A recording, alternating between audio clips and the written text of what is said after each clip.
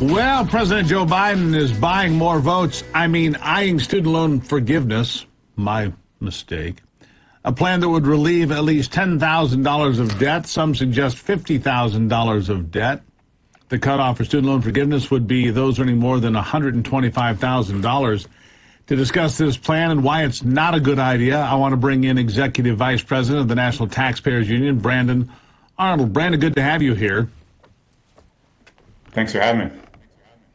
You know, it seems to me as I go through that, all right, so you're not making more than $125,000 a year. What if you're just a year out of college and you're in a starting job that makes half that? We get to pay your student loans.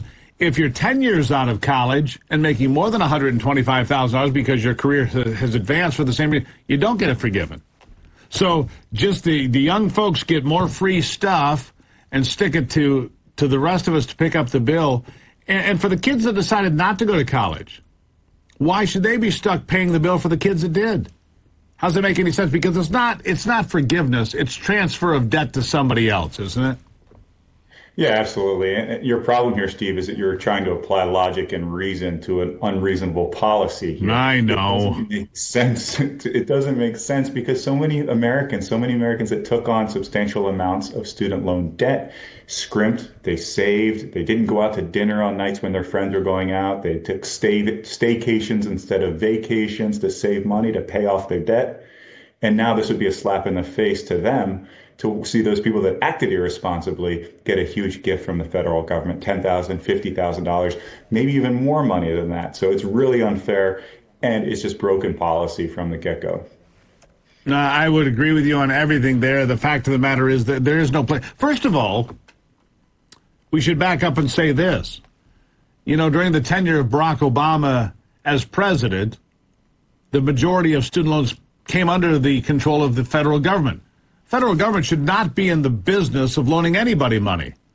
Not students, not other people, not bailing out, corporations because they're too big to fail. We should stop that. Student loans should go back to private enterprise because you might have noticed, Brandon, when the United States government got in the business of loaning money to kids, this government agency was giving money to other government agencies called public universities. And suddenly the cost of going to college exploded beginning in 2009 and 10. It's no coincidence, is it? No, absolutely not. The cost of college is out of control, and the cost that is currently on the shoulders of American taxpayers is also out of control. You're talking about $1.6 trillion, an enormous financial burden. To even contemplate waiving away this debt in its entirety is really just nonsensical. But absolutely, we need to do things to rein in the cost of college and make it more affordable from Americans of all economic stripes. We've moved in the opposite direction. We've made it more difficult for people to afford college. We made it tougher for people to climb the rungs of the economic ladder. As a result, they get out of college, they have hundreds of thousands of dollars of debt. They get frustrated, they complain to the federal government, and we're going to actually enact policies with debt forgiveness to ultimately make it more expensive. We're not going to fix the underlying problem here is that college is too expensive and inflation is out of control. Well, I have an idea or two. Let's make colleges about reading, writing, and arithmetic, and not about meal plans and how fancy your room is. Maybe college should be about getting an education and not going to a resort for the next 4 years. Maybe that's what college should be about, but maybe I'm just silly.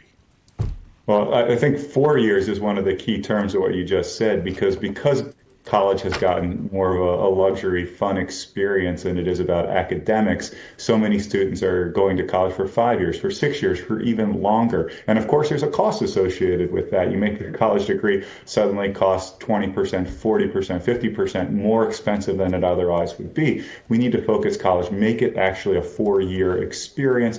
That reduces the cost right there, and it makes it more affordable for everybody to attend. So yeah, I think you're hitting at a key point there. That's one of many things that we could do to make college more affordable. Having the federal government effectively subsidize it moves in the opposite direction. Yeah, it certainly does. And again, the problem is, trust me, I've just done this recently, very experienced. I've toured several colleges recently. My daughter selected one, got a great scholarship. That's all fine, well, but it's still wildly expensive. And the fact of the matter is, they weren't selling me an education. They were selling me a meal plan and a room.